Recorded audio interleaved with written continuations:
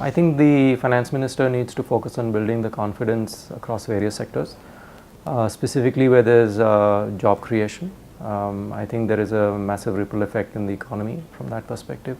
Keeping in mind job creation, there needs to be a focus on infrastructure, agriculture and healthcare. When you look at this, you need to really look at two aspects of it. One is the growth and two is improvement or potential for improvement. We need to treat each of these elements separately.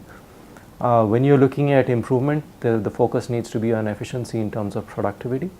And when you're looking at growth, you need to start looking at rewarding specific entities or groups that are with some kind of benefits that are effectively looking at delivering what the government of the day is asking for, because that is really what is going to get us into a position where we are able to deliver on the high growth that India is looking towards.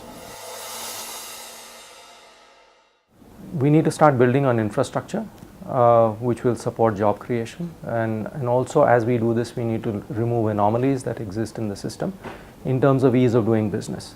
Putting a policy in place and not having a system and a process to execute on it is pretty much meaningless. It's good to have a grand vision. However, that vision needs to be supported with on-ground execution. I think the past 2 years have really been witness to a lot of large statements being made by the government. Unfortunately, some of them have not come to light because there has been no execution on the ground. I think keeping that in mind as a key focus area will help the government execute, where we are going to end up in terms of the aims of the government and what we are looking to achieve at the end of this year and at the end of the term of the government. If you look at it from our perspective, we are effectively the new kid on the block. We are here to support increase in mortgage penetration. We are the product of a public-private partnership. The National Housing Bank is our largest shareholder. Today, when you look at what the government is doing in terms of allocating large amount of funds towards housing and growth in housing, I think they've made the allocations, but have they resulted in the right results? I don't think they have.